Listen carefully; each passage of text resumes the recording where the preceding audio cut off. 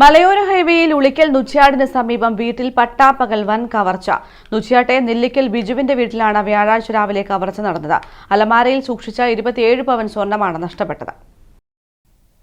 മലയോര ഹൈവേയിൽ നുച്ച്യാട് saint Joseph's ജ്ഞാനായ Catholic ചർച്ചിന് സമീപത്തെ നെല്ലിക്കൽ ബിജുവിന്റെ വീട്ടിലാണ് കവർച്ച നടന്നത്. റിയാദിൽ ജോലി ചെയ്യുന്ന ബിജുവിന്റെ ഭാര്യ സിമിലിയും സിമിലിയുടെ പിതാവ് ചാക്കോയുമാണ് വീട്ടിലുണ്ടായിരുന്നത്.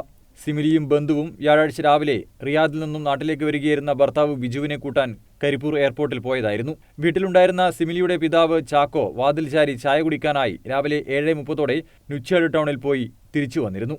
വൈകിട്ടോടെ ബിജുവും സിമിയും തിരിച്ചെത്തിയതിനു ശേഷമാണ് മുകളിലത്തെ മുറിയിലെയും താഴെയുമുള്ള അലമാരകൾ തുറന്നുകിടക്കുന്നതും തുണികൾ വാരി വലിച്ചിട്ടതും ശ്രദ്ധയിൽപ്പെട്ടത്. 27 പവനോളം സ്വർണം നഷ്ടപ്പെട്ടതായി ബിജു പറഞ്ഞു. ഞാൻ ഇന്നലെ വെക്കേഷനായിട്ട് കോഴിക്കോട് എയർപോർട്ടിൽ വരാൻ വന്നപ്പോൾ ഫാമിലി എന്നെ കൂട്ടാൻ വേണ്ടി എയർപോർട്ടിൽ വന്നു. ഫാമിലിയും പിന്നെ മോളും ബ്രദറുമാണ് വന്നത് എയർപോർട്ടിൽ എന്നെ കൂട്ടാൻ വേണ്ടി. അപ്പോൾ പപ്പ മാത്രമേ വീട്ടിലുണ്ടായിരുന്നുള്ളൂ. അപ്പം പപ്പ പുറത്തു പോയ സമയത്താണ് പുറത്തു പോയി 1 മണിക്കൂർ കഴിഞ്ഞിട്ടാണ് തിരിച്ചു വരുന്നത്. അതെല്ലാം കഴിഞ്ഞിട്ട് ഞങ്ങൾ വൈകുന്നേരം വീട്ടിൽ വന്നു കഴിഞ്ഞപ്പോഴാണ് ഞങ്ങൾ ഈ സംഭവം കാണുന്നത്. സ്വർണ്ണം നഷ്ടപ്പെട്ടതായിട്ട് അലമാരി തുറന്നതായിട്ടും സ്വർണം പുറത്ത് നമുക്ക് നഷ്ടപ്പെട്ടതായിട്ടും കാണുന്നത് ഞങ്ങൾ ആ സമയത്താണ്.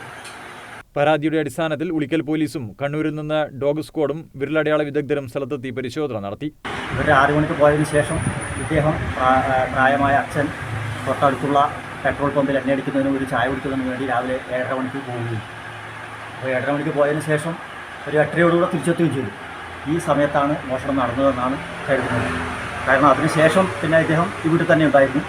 ആ സമയത്ത് പോകുമ്പോൾ നടക്കാൻ ചെറിയ ബുദ്ധിമുട്ടുള്ളതുകൊണ്ട് ഇദ്ദേഹം ഡോറ് ലോക്ക് ചെയ്തിരുന്നില്ല. ഡോറും ഗ്രില്ലും ലോക്ക് ചെയ്യാതെ ചാരിയിട്ടാണ് പോയത്. 1 മണിക്കൂർ കൊണ്ട് തിരിച്ചെത്തി. പക്ഷേ അദ്ദേഹം തിരിച്ചു വന്നിട്ടും മോഷണം നടന്നവർ അറിഞ്ഞില്ല. കാരണം അകത്തെ റൂമിലൊന്നും കയറി അങ്ങനെ പരിശോധിച്ചിട്ടൊന്നുമില്ല.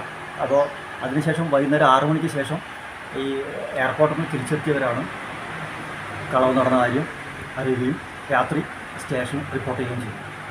പോലീസ് നായ 100 മീറ്ററോളം പോയി തിരികെ വന്നു. വീട്ടിൽ CCTV ഇല്ലാത്തതിനാൽ മലയോര ഹൈവേയിലുള്ള CCTVകൾ പോലീസ് പരിശോധിച്ചു വരികയാണ്. വീടിന് സമീപത്തും CCTVകൾ ഇല്ലാത്തതും അന്വേഷണത്തെ ബാധിക്കുന്നുണ്ട്. News bureau, Irikkur.